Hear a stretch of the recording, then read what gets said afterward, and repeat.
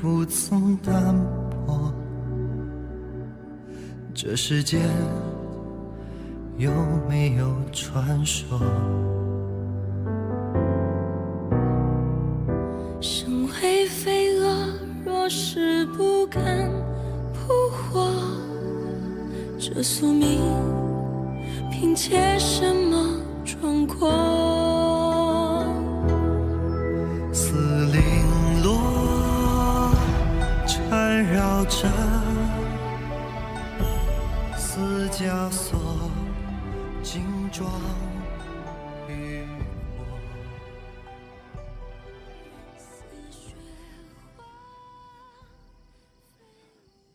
皇上，恕臣多嘴。您在皇后娘娘身边守了这么些天，也该好好休息休息了，不然身体会吃不消的。皇后娘娘为什么还不醒？回皇上，皇后娘娘因为旅途劳顿，多日未眠，再加上她从未受过这般劳苦，所以需要睡上几日才可清醒。都先下去吧。是。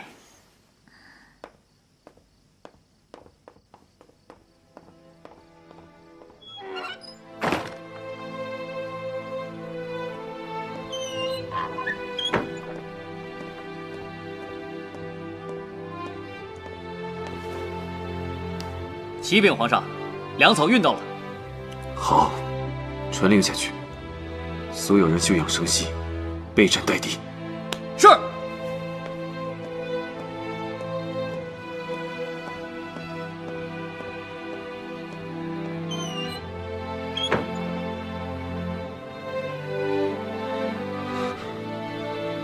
你醒了。我的水。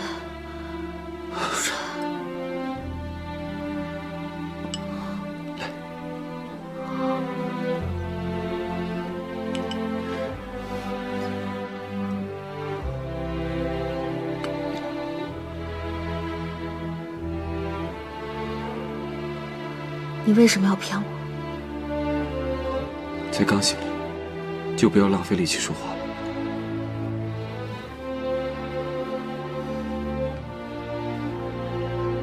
你回答我，你为什么要骗我？难道你希望我死吗？我不希望你死，可是我没想到，你竟然又一次耍我。齐生，这一次你玩的有点过了。我没有玩弄你的感情，我是在和自己打赌。你能赌什么？我赌你会来，我赌你不会舍下。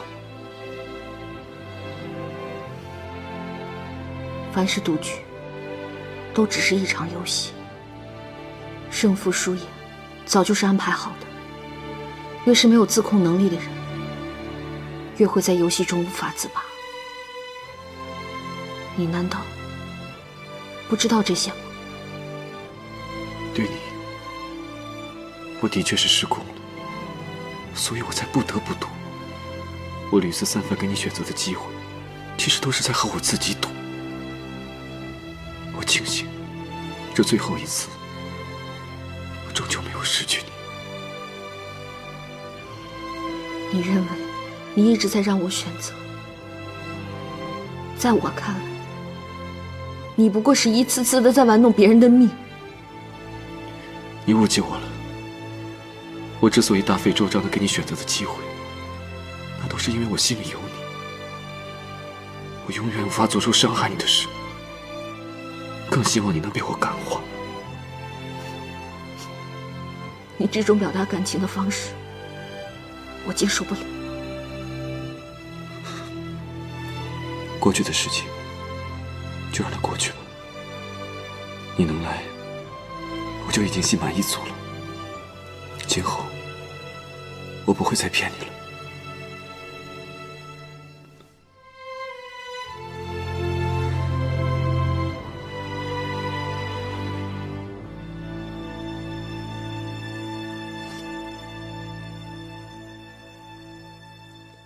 杨将军，请。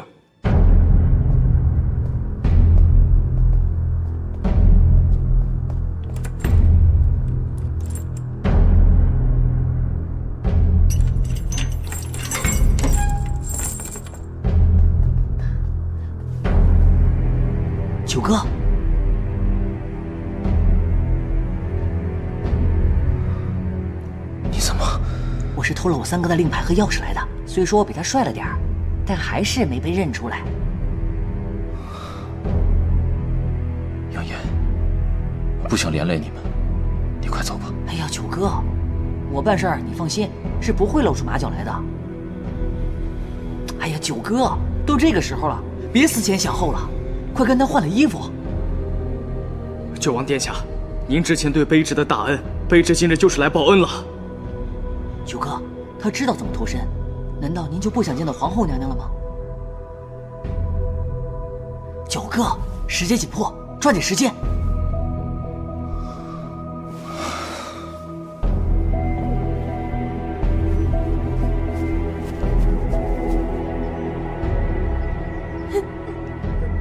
娘娘，你怎么还不醒呀？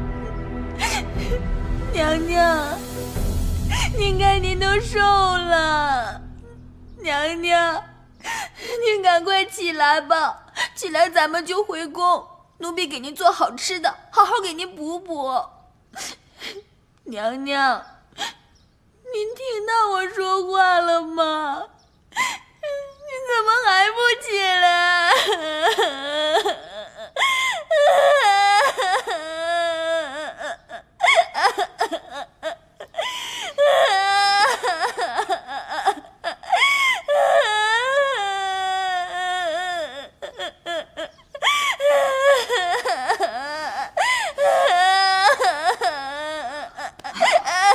丽丽，哭什么呀？我还没死呢。娘娘，娘娘，您可算醒了。奴婢就在您身边坐着，看着您，您这都瘦了一圈了，奴婢心疼。您说，你什么时候受过这样的苦啊？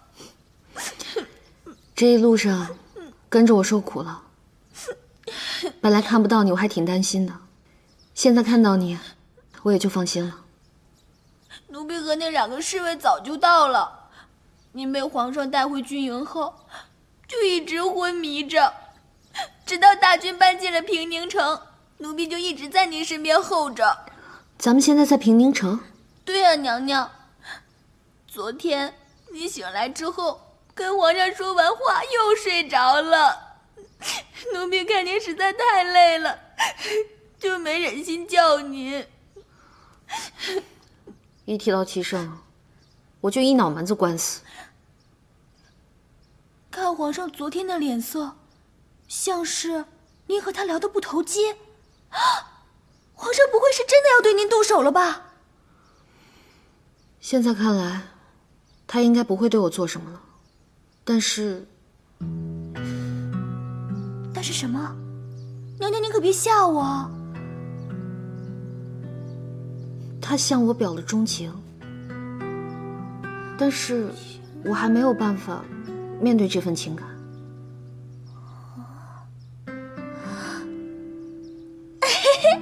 娘娘，皇上对您表钟情，这可是天大的喜事儿啊！什么喜事儿啊？皇上是什么样的人，你不清楚啊？他曾经对我好过，也曾经想要过我的命，我的喜怒哀乐，甚至我的生死，都被他掌控着。我不敢接受一个这样的人。娘娘，皇上现在忙着战事，您又不辞劳苦的来了，就别再跟他置气了。我也没什么可置气的，只是我明白了他对我的心，我反而不知道该怎么面对他了。不知道九王那边怎么样？